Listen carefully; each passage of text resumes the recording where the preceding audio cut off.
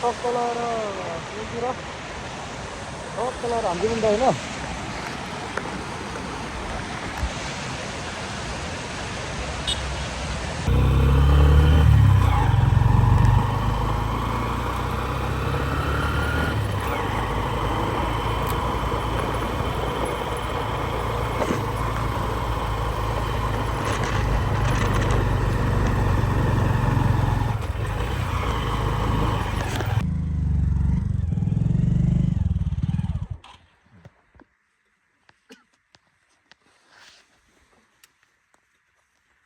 आमायाङ्ग्री जाने बाटो यस्तो छ है।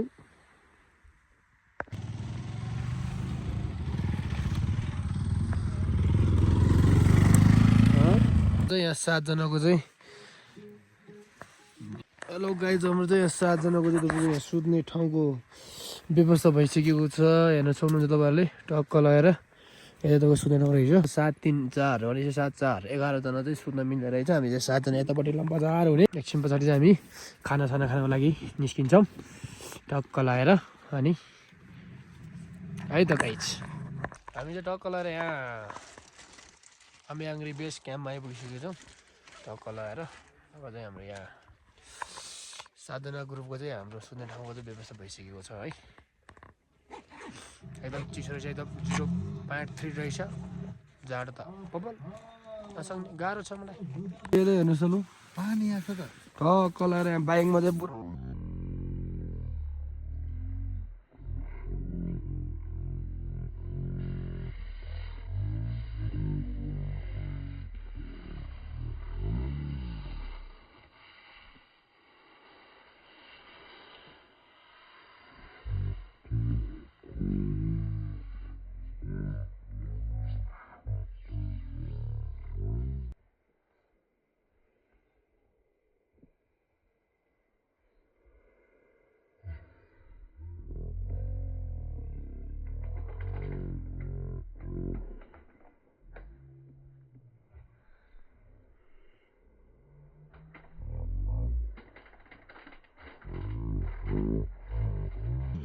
यतापट्टि फर्क्यौँ न यार।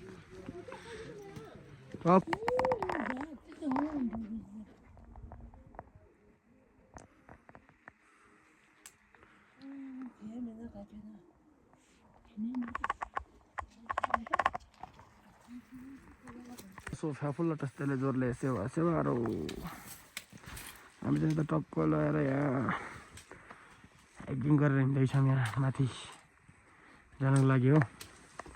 बाटो चाहिँ यस्तो रहेको छ, झिलिमिली झिल टक्क लगाएर यस्तो ढुङ्गा बाटो यस्तो रहेको छ। रोड पुरा माथि यो माथि डाँडा खडेर उतापट्टि पुग्नु पर्ने रहेछ। त्यो चाहिँ हिँड्छ क्या यता माथि हिँड्नुपर्ने हुन्छ हो। त्यसो के छ त साथी, ठिक छ? एकदम ठिक छ। जाउँ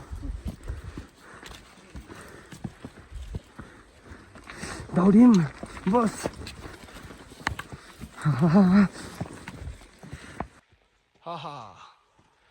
आनालाई देख्दैन रहेछ के भन्नु। 4 बजीदेखि हिँड्दैछ। कति बजे छ? 6 बजेर 11 मिनट गएछ। 4 बजीदेखि हिँडेको। 4 बजी हिँडेर अनि आइपुग्नु भएछ तपाईँहरूले। 2 घन्टा हिँड्दा बल्ल बल्ल यहाँ 4:45 मिनेट। हामी त कति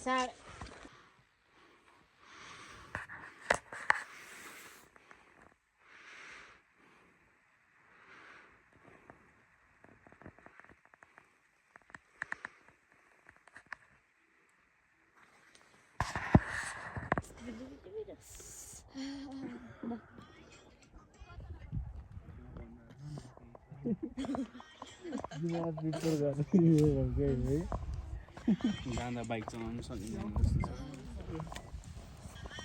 माथि पर्ने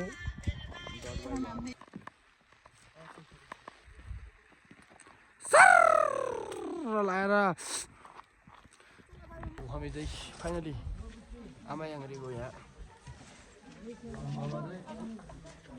आइसकेको छ। फाइनली हामी चाहिँ आमायाङ्ग्री आइपुगेको छौँ सक्नुहुन्छ अहिले तपाईँको पछाडि रहेको चाहिँ त्यो हिमाल यो चाहिँ यता चाहिँ हिमाल है हिमाल वरिपरि डाँडा काँडाले भरिएको ठाउँ सुनौलो बिहानीको चर्को गाउँ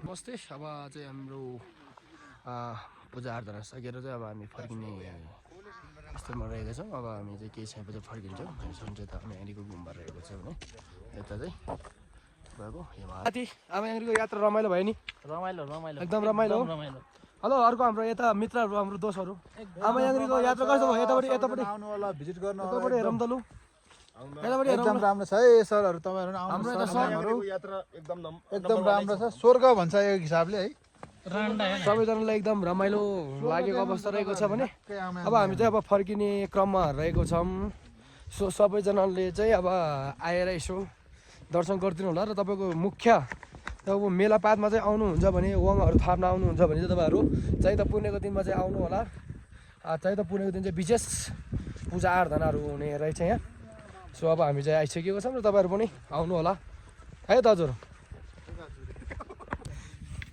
राजु तामाङको फेरि